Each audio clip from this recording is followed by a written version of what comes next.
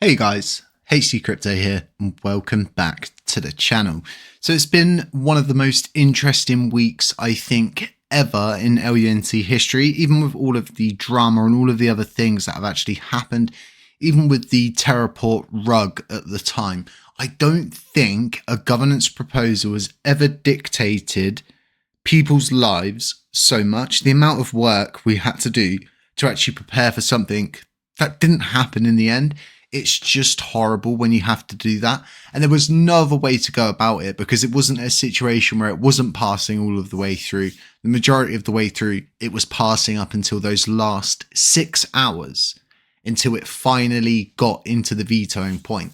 So anyway, it's been an interesting week. Hopefully next week's going to be a bit better. Hopefully we get some news from Genuine Labs. And honestly, they're so quiet. And I think this is kind of like my point when you don't have a development team that are looking at our blockchain and going, we could make this thing great. We could really do a lot here. We could contribute a lot. We could shut down these gaps and we could really get this chain into a state where it's actually earning bank, so to speak.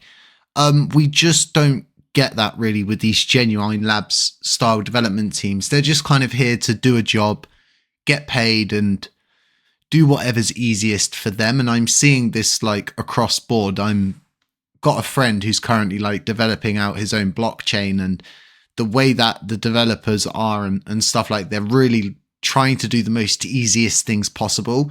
And he's asking me for advice. And I'm kind of saying certain things to him. And he's like, oh yeah, they are saying they can do that now. Oh yeah, they are. And I'm kind of saying to him, you know, they're going to do what's easiest for them because you're just giving them a paycheck. For them, it's just a paycheck. They're not emotionally tied to what you're building.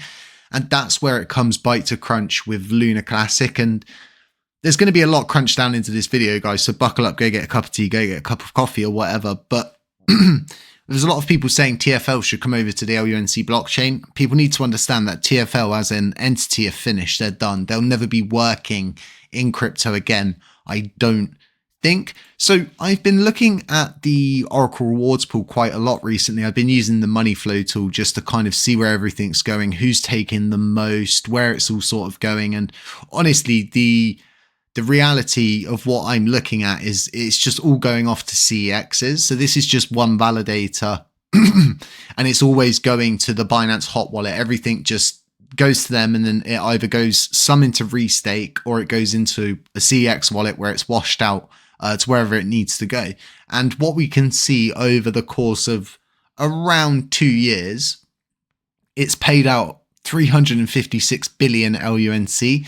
And this is my point recently with the video that I did with all of these different people that the LUNC community continue to like keep trusting, and really these people from Terra Rebels who have kind of centralized this chain from the very beginning, because at the beginning, there was only 66 validators, like I showed you. When they reintroduced staking and validating, they opened it up for just those validators.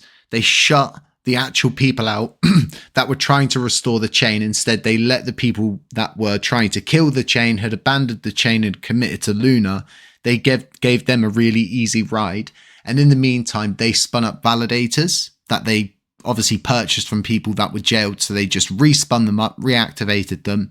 And then they were getting a significant share at the time of what should be going out to the 130 active set. And inherently, these are the consequences.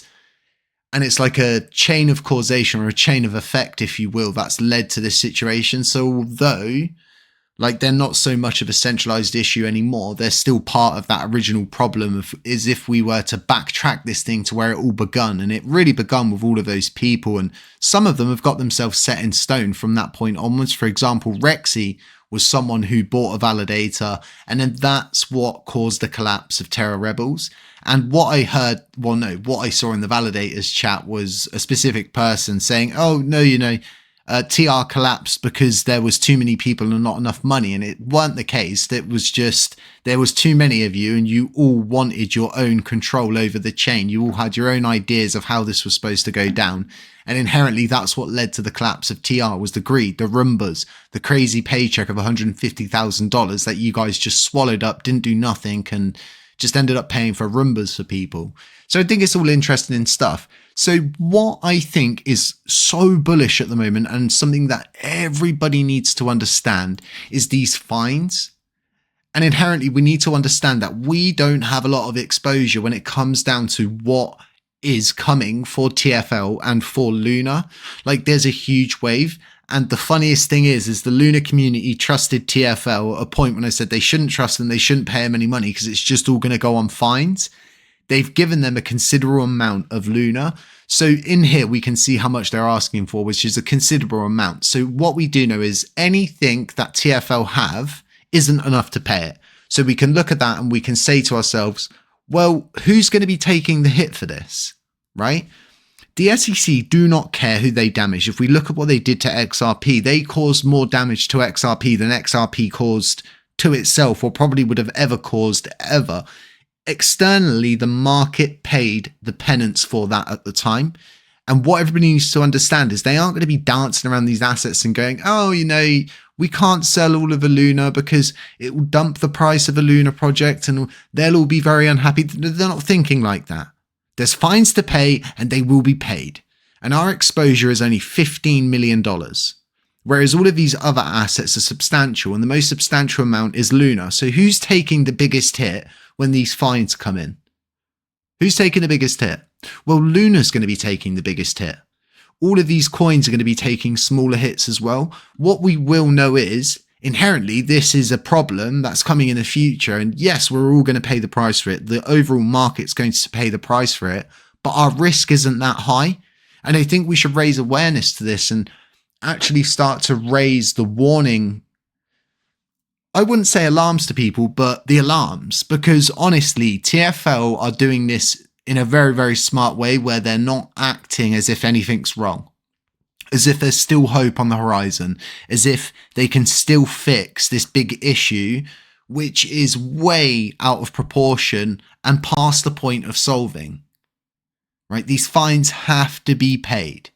And like I said, we just don't have much risk. So what I find is very interesting is the increase. So if you look at January 2024 and you look at the sub total for Terra Classic, it's only $10 million. And then suddenly it jumps, right, by $5 million.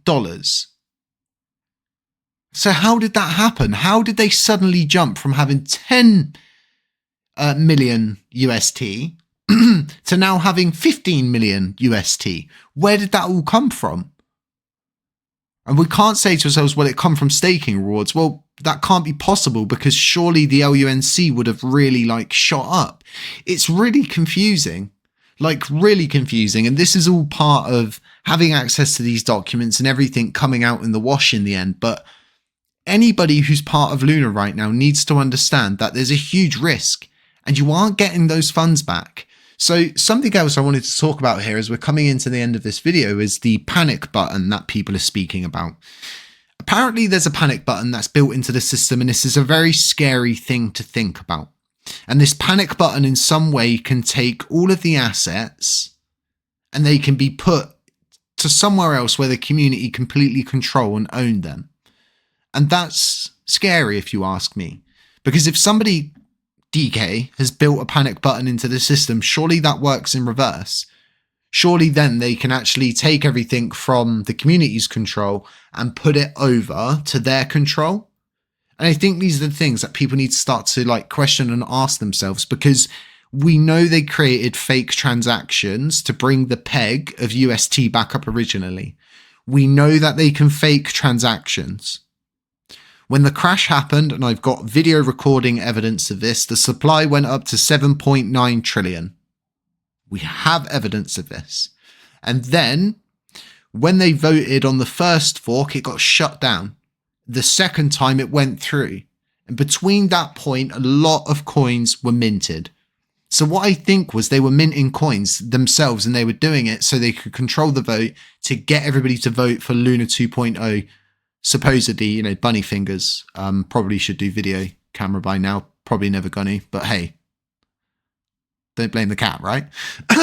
So We have to start to ask ourselves all of these different questions. We have to start to think to ourselves in a different light. If they can fake transactions, if they can just mint coins, they can do all of these things, then we need to start thinking way ahead of the curve, way ahead of the curve.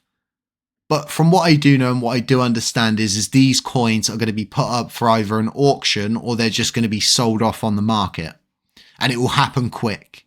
It will happen really quick. And if you were in charge of TFL right now, would you A, tell the whole Luna community that all of this is going to have to go on fines and, you know, we're in a sticky situation, things are really bad, you should probably pack up and leave, crash the price of the coins and drop the value, possibly by $100 million, right?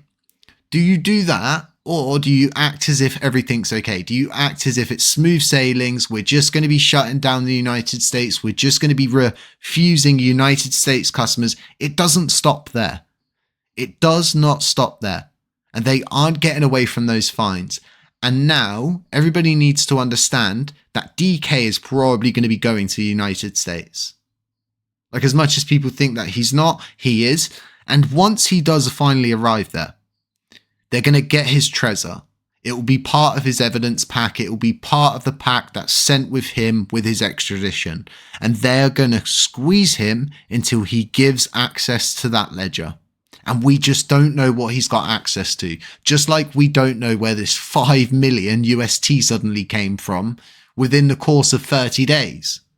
Like, these guys don't even deal with our blockchain. They're not supposed to have any of our assets. And if they do, really, these should all be returned to us. So if we were a smart community, we would have a proposal up. But the biggest issue at the moment is those who are developers, those who are supposedly like the smartest among us, have made it so expensive to even get a deposit proposal up or just propose anything. Like, it didn't even care about all of the spam proposals at the end of everything. Yeah, they're a little bit annoying. They're there and they're irritating, but at least we had an essence of free speech and it wasn't expensive to kind of put an idea up. Because although a lot of ideas are really like bad ideas, like I've been saying to people, what happens is we put a Commonwealth up, and if it goes up for a proposal, the first thing that happens is they start writing news articles and people start talking about it, and it raises awareness. Like, I think this is something that has sort of become very centralized, that you must have a lot of money. And 5 million LUNC, that's around, I think, around $500, give or take. And for all you know, you could get node with a veto and you'll lose your $500. I don't care who you are. If you've got $500 to just throw away, you know, give it to me, because I'll take it. I don't have $500 to put up for a proposal and just throw it away. So I think it's really interesting. Raising awareness to all of these different things is my number one stop shop at the moment, and just trying to get everybody on the same page, so to speak. Now, like I said, I have chucked a million out of my validator. I'm going to be adding it very shortly, probably after this video, to this deposit to help get this up. I think this is really important this goes up. It may be a rule, it may just be a text proposal, but the paid per job was just a text proposal. It was just a theoretical system that doesn't exist, but people are still abiding by it. People are still in making sure that validators abide by it. And this is something that validators, if they say no to this, right? If they reject this and just don't vote on it, you know that anybody who's not involved, said no or node with a veto on this thing, is for centralization, is for double noding, and is for network validating. And we can start to separate, how would you say, the wheat from the chaff. And I think this is a really important point to end on. I'm going to leave a link to this at the end of this video. Guys, go and get a deposit on this, right? Help this guy out, whoever he is. Whoever this is trying to do. And I don't even necessarily like this person because they're posting Hexagon infrastructure. I mean, use our infrastructure, dude. Come on, help us out. But at the end of the day, a proposal is a proposal. I would love to see this go up. And I hope you've got a lot of different information from this video. I know there's a lot crunched down into it. I know we're talking about a lot of different things. But overall, right, guys, this is bullish. If we do this correctly, we're not the ones taking a $200 million hit, right? At best, we're going to be taking a $15 million hit. Luna's going to be taking a $164 million hit. $120 million hit. You know, that's a substantial hit off of their market cap, $120 million. And it's not our blockchain, right? So all of those who are going to be panic selling and moving away from there, they're going to want something to invest in. And I tell you, the next best thing is Luna Classic. We're decentralized, we're community run, and everything is as decentralized as it can be. Even with all of the cons that are currently going on, things can change. If we start to attract people from Luna back to this chain, it might change stuff. One thing I do know is doing nothing, not attracting them and not doing it would be a situation where if we don't know and we don't try, then we simply would never know. Like, we would never know, and I don't ever want to leave rocks not unturned, so to speak. Let's turn the rocks. Let's get it done. Let's keep pushing. Links to everything in the description, guys. I hope you have a really nice weekend ahead of you, wherever you are. I hope the sun's shining, and I hope next week's better for us as a blockchain. Guys, stay safe. If you're not delegating with us, consider delegating with us. Links to that in the description as well. It's really going to help us out, and it's going to help get your voice through. Guys, stay safe, stay humble, stay aware, and as always, I'll catch you in the next one. Ciao.